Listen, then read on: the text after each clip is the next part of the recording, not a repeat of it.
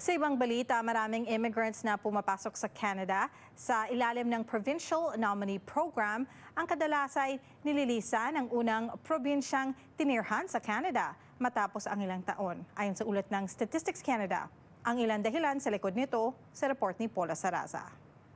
We were the last persons at the Winnipeg Airport and kami yung last na lumabas ng airport. Talagang meant to be talaga, I would say. Ganito binalikan ni Kathleen Bernardo ang pagsisimula ng kanilang pamilya sa Canada. Huling araw kasi bago ang malawakang lockdown dahil sa pandemya. Ang siya namang pagdating ng pamilya sa Winnipeg, Manitoba bilang landed permanent residents sa ilalim ng Provincial Nominee Program.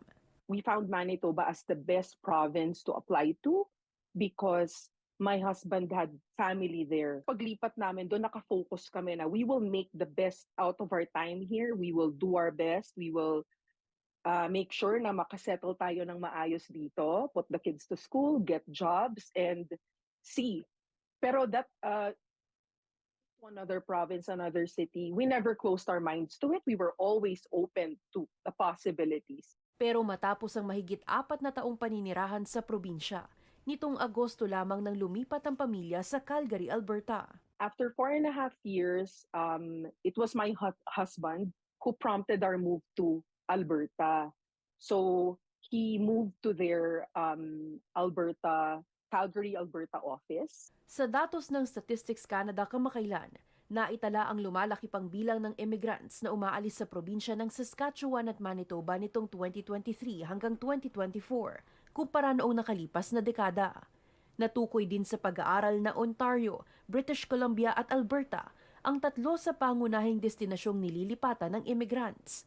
Pero ani Bernardo, bukod sa pagkakaiba ng winter sa Manitoba at Alberta, may ilan pang bagay ang nakapagtulak sa kanilang pamilya na lumipat ng probinsya. The second major pull for us to move to Alberta was the public Catholic education.